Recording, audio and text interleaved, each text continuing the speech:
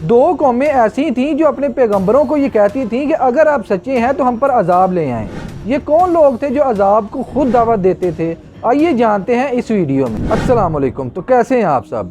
حضرت نوح علیہ السلام کے بعد حضرت ہود علیہ السلام نے قوم عاد کو اللہ کی توحید بیان کی۔ قوم عاد ایک بت پرست قوم تھی۔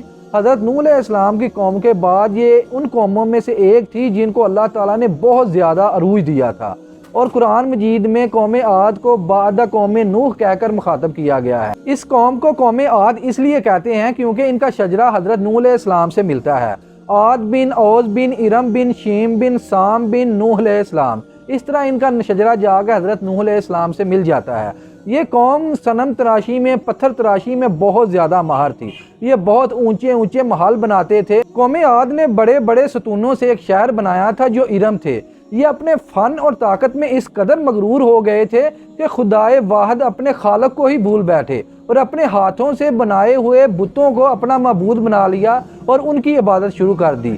حضرت ہود علیہ السلام نے ان کو بہت سمجھایا، لیکن انہوں نے حضرت ہود علیہ السلام کا انکار ہی کرتے رہے، اور قوم عاد حضرت ہود علیہ السلام کو یہ کہنے لگی کہ معاذ اللہ، ہم آپ کو عقل سے خالی سمجھتے ہیں اور آپ کو جھوٹا خیال کرتے ہیں، اور آپ یہ کتنی عجیب بات کرتے ہیں کہ ہم اس دین کو چھوڑ دیں جو ہمارے باپ دادا کا دین ہے اور ایک اللہ کی عبادت شروع کر دیں۔ ہم تو اپنے باپ دادا کے دین کو نہیں چھوڑیں گے، اور اگر آپ سچے ہیں تو آپ وہ عذاب ہم پر لے آئیں جو آپ نے لے کر آنا ہے۔ حضرت ہود علیہ السلام نے یہ کہا کہ اس کا علم تو اللہ کو ہے، میں تمہیں وہ پیغام دیتا ہوں جو مجھے دے کر بھیجا گیا ہے، اور میں یہ دیکھ رہا ہوں کہ تم ایک جاہل قوم ہو۔ اور پھر وہ جس عذاب سے ٹھٹھا کرتے تھے، جس عذاب کا مذاق اڑاتے تھے، وہ عذاب ان پر آن پڑا۔ وہ عذاب کیا تھا کہ اتنی تیز آندھی تھی کہ 7 راتیں اور 8 دن مسلسل ان پر چلتی رہی، اور وہ اس عذاب کا مقابلہ نہ کر سکے۔ وہ عذاب سے ان کو ایسے کہ مار دیا کہ جیسے کسی درخت کو جڑوں سمیت کھینچ کر زمین پر رکھ دیا جائے۔ اس قدر خطرناک وہ عذاب تھا۔ قوم عاد کی تباہی کے بعد قوم سمود سرکشی میں لگ گئی، تو اللہ تعالیٰ نے حضرت صالح علیہ السلام کو قوم سمود کی طرف بھیجا۔ حضرت صالح علیہ السلام کا بھی وہی انداز تھا جو حضرت نوح علیہ السلام کا اور حضرت ہود علیہ السلام کا انداز تھا، یعنی کہ اللہ کی غلامی کرو، اس کے علاوہ کوئی معبود نہیں ہے، اور جو گناہ ہو چکے ہیں ان کی معافی اللہ تعالیٰ سے مانگو تاکہ عذاب سے بچ جاؤ۔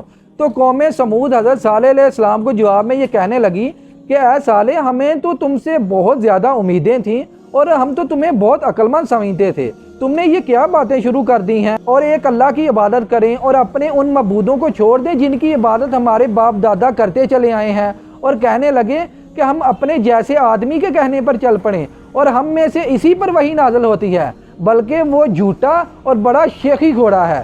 اور کہنے لگے کہ اگر آپ سچے ہیں تو اس پہاڑ میں سے اونٹنی نکال کر دکھائیں ہمیں۔ تو حضرت صالح علیہ السلام نے اللہ کے حکم سے پہاڑ سے اونٹنی نکال دی اور کہا کہ اب اسے نقصان نہ پہنچانا، یہ اللہ کی اونٹنی ہے۔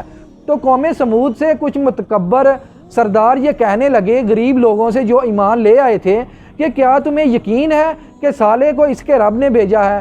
تو جو لوگ ایمان لائے تھے وہ کہنے لگے بالکل ہمیں یقین ہے، جو صالح علیہ السلام لے کر آئے ہیں وہ حق ہے۔ قوم سمود کے متکبر سردار کہنے لگے کہ یہ غریب لوگ جس پر ایمان لائے ہیں ہم تو اس پر ایمان نہیں لاتے، اور اونٹنی کی ٹانگیں کاٹ دیں، اور حضرت صالح علیہ السلام سے یہ کہنے لگے کہ اے صالح، جس عذاب سے تم ہمیں ڈراتے ہو وہ عذاب ہم پر لے آؤ۔ وہ جس عذاب کی ڈیمانڈ کر رہے تھے وہ عذاب بالآخر ان پر آ گیا، ان کو زلزلے نے آ گھیرا، اور وہ علاقہ ایسے ہو گیا جیسے وہاں پر کوئی بستہ ہی نہیں تھا۔ اس ویڈیو کا ریفرنس قرآن مجید کی سورہ اعراف، سورہ ہود، سورہ قمر اور سورہ احقاف کا مفہوم بیان کیا گیا ہے۔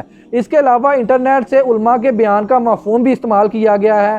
مزید اس طرح کی اچھی اور انفارمیٹیو ویڈیو دیکھنے کے لیے ٹمورز لائف کو لائک اینڈ فالو کریں۔ ملتے ہیں انشاءاللہ نیکسٹ ویڈیو میں، تب تک کے لیے اللہ حافظ۔